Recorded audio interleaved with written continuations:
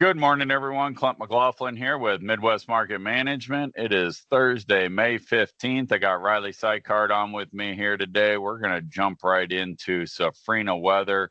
Boy, things are starting or continuing to be on the hot and dry side down there, Riley. But, the market really just doesn't want to pay too much attention to it. And, it's kind of hard to tell. Is that because it's not so much of a threat, and that it does traditionally get drier this time of year down there, or is it because the market's so focused on what's going on here in the U.S., which as of May 15th, you'd have to say we're off to a really good start here in the U.S. So but definitely warming up and drying up down in Brazil and Argentina. Yeah. Before we hop into it, I'd with what you just said, I'd say it's maybe a little bit of a combination of both. This is getting into the time of year where it is South America's dry season. So when they see no rain in the forecast, I'd say it takes more of an extended time period before anybody starts to really pay it any attention. Yeah. So, but hopping right into the maps here, if you're ready. Yep. All right. First thing I want to do, put in perspective the size of this Safrinha crop region. Safrinha corn is anywhere from Mato Grosso down through Paraná, everywhere in between.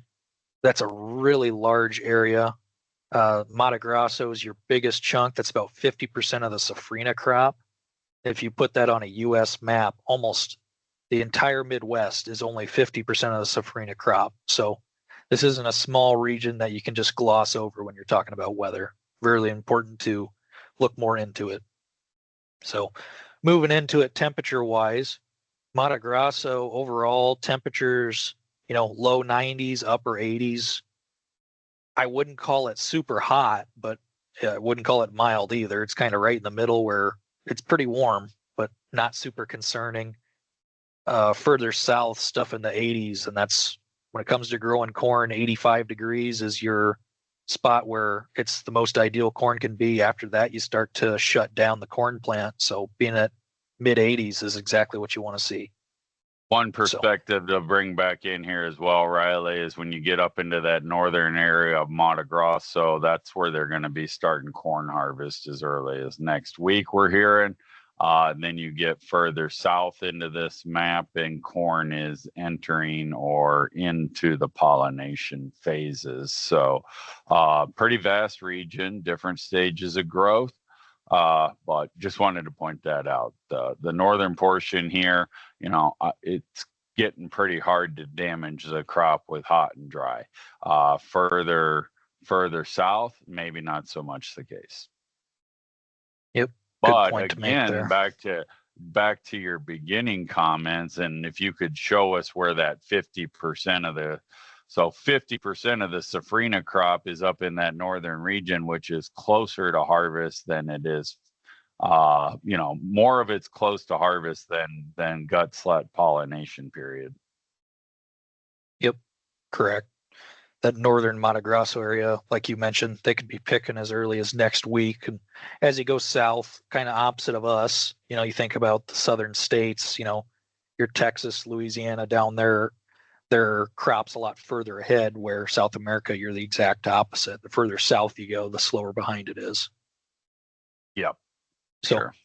Interesting to think about there. 6 to 10 day temperatures, more of the same, more stuff creeping into the low 90s, but I'm not going to say that's really a big concern right now. What do you think? Yeah. What do we got for moisture? Yep. So previous 13 days, you can see not a whole lot going on there.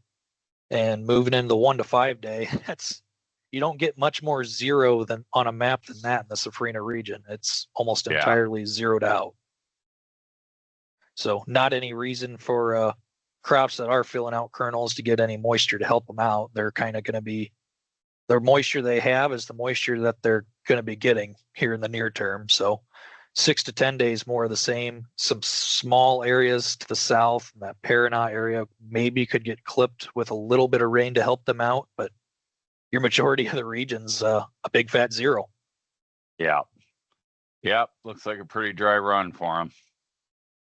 Yep. And finishing it all off, putting it together. Yeah, the wettest map that we have is still dry. Yep, exactly. So overall, not a whole lot of changes. For some areas, this dry spell isn't making a difference because they're so close to harvest. And for areas to the south, I would say they're going to need some rains here in the next couple of weeks, or they're going to start seeing some kind of yield tail off. What do you think? Yeah, again, as we do this, we'll become more and more familiar with the region, and the hard part from sitting here and not being there is wrapping your mind around how much of the crop is really at risk to the heat and dryness right now. And the more I think about it, the more you realize, well, 50% of the crops up there in that area that's pretty far advanced. So every day that goes by is going to be less and less crop at risk to hot and dry. So actually, there will come a point here in time where a lot of them, there won't be any point in wanting to turn the rain on at all. I don't believe that's now, and I don't believe that's in the next 2 weeks. But yeah, the time will come sooner than later. Yep, I agree. But overall, that's all I got today, Clint. All right. Well, I appreciate it. Stay tuned for U.S. weather. That'll be out as well. Appreciate everybody tuning in. Marcus Weather Group, thanks for the maps. If you want to check us out at MidwestMarketManagement.com, we'd love to hear from you. Go ahead and click the subscribe button if you like. And also, if you would like to receive these and other comments directly to your phone, just give us a call and we would be happy to get you fixed up. Thanks a lot and have a great day. This material has been prepared by a sales or trading employee or agent of Midwest Market Management and is in the nature of a solicitation. This material is not a research report prepared by of Midwest Market Management Research Department. By accepting this communication, you agree that you are an experienced user of the futures markets, capable of making independent trading decisions, and agree that you are not and will not rely solely on this communication in making trading decisions. Distribution in some jurisdictions may be prohibited or restricted by law. Persons in possession of this communication indirectly should inform themselves about and observe any such prohibition or restrictions. To the extent that you have received this communication indirectly and solicitations are prohibited in your jurisdiction without registration, the market commentary in this communication should not be considered a solicitation. The risk of loss in trading futures and/or options is substantial, and each investor and/or trader must consider whether this is a suitable investment. Past performance, whether actual or indicated by simulated historical tests of strategies, is not indicative of future results. Trading advice is based on information taken from trades and statistical services and other sources that of Midwest Market Management believes are reliable. We do not guarantee that such information is accurate or complete, and it should not be relied upon as such.